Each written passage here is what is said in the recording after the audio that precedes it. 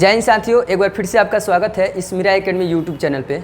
आज हमको एक खास जानकारी हम आपको देने वाले हैं कि गैस सिलेंडर जो होता है इसी चीज़ के बारे में। गैस सिलेंडर हम आपको बताते हैं कि आपके यहाँ या मेरे यहाँ या पूरे ऑल ओवर इंडिया में जो चलता है वो चलता है एलपीजी के रूप में। एलपीजी गैस सिलेंडर जिसे हम लोग खाना बनाने के रूप में उपयोग में लाते हैं। एलपीजी के रूप में हम आपको बताते हैं इंडियन गैस होता है, भारत गैस होता है, एचपी गैस होता है। ये सारा चीज़ें आप उसका इस्तेमाल तो करते हैं, लेकिन उसके बारे में कुछ खास जानकारियाँ जो होती है आपको वो चीज़ नहीं मिल पाती है। और कभी कभी ऐसा होता है कि गैस सिलेंडर के फटने के कारण हम लोग जो है उसका शिकार हो जाते हैं। उस शिकार से बचने के लिए हमको कुछ न कुछ रोचक जानकारियाँ प्राप्त करनी होती है। आते हैं, हम आपको उस रोचक जानकारी की तरफ ले चलते हैं और आप उस चीज़ को अच्छे तरीके से समझें। पहले चीज़ें हम आपको ये बता दें कि जो एलपीजी गैस सिलेंडर होते हैं वो एलपीजी जो गैस सिलेंडर होते हैं ना, तो एलपीजी का जो पूरा नाम होता है लिक्विफाइड, पी का मतलब होता है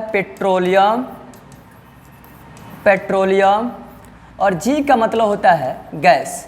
जिसे अगर हम आपको बताएं कि लिक्विफाइड पेट्रोलियम जो गैस होते हैं इनमें जो है हिंदी में इसको द्रवीभूत पेट्रोलियम गैस कहा जाता है। और ये जो होता है ना, दो गैसों का मिश्रण होते हैं। एक तो होता है प्रोपेन और दूसरा होता है ब्यूटेन।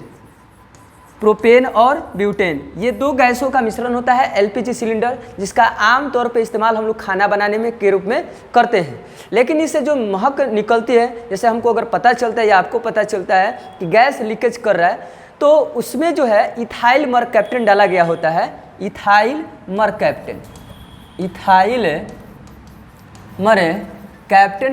डाला गया होता है और इसका जो सूत्र होता है C2H5SH होता है। इसका जो होता है प्रोपेन का तो C3H8 होता है और ब्यूटेन का जो होता है C4H10 होता है।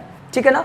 अब इसके कुछ खास जानकारी जो है उस चीज़ के बारे में हम आपको बताना चाहते हैं। तो उस चीज़ के बारे में जो है हम आपको बताएं तो आपको खूब अच्छे तरीके से पता होना चाहिए कि जब हम लोग सिलेंडर लेने के लिए जाते हैं ना, तो उसका जो वज़न होता है 14 से 15 kg के आसपास होता है। लेकिन हम इस चीज़ की जानकारी नहीं कर पाते हैं कि उनका जो एक्सपायरी डेट है वो कब तक चलने वाला होता है। अगर इसमें जो होता है 4 सिंबल होते हैं, A, B, C और कौन सी होता है D, और इन चारों सिंबल में 3-3 महीना का जो है बांट करके रखा जाता है। अगर A सिंबल रहेगा ना तो ये जो चलते हैं जनवरी, फरवरी और मार्च। अब यहाँ पे होता क्या कि यहाँ पे सन डाला गया होता है।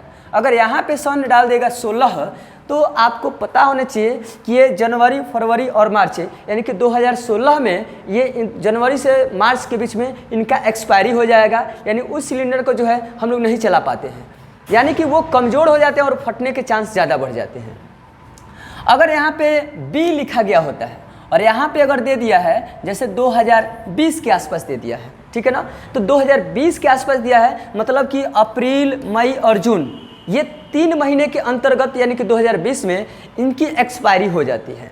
अगर सी दे दिया है और इसको हम मान लेते हैं कि ये 27 में दिया है, तो ये होता क्या है ना कि 2027 साल के महीना जुलाई, अगस्त और सितंबर में ये इनकी एक्सपायरी हो जाती है। और अगर डी दे दिया है, जैसे आप यहाँ पे देख रहे हैं कि D20 लिख दिया है, डी यहाँ पर 20 लिख दिया है, यानी कि 2020, तो इनकी एक्सपायरी 2020 के यानी कि अक्टूबर, नवंबर या दिसंबर में हो सकती है। ये खास जानकारी होती है जो कि बहुत सारे लोग इनके बारे में नहीं जान पाते हैं।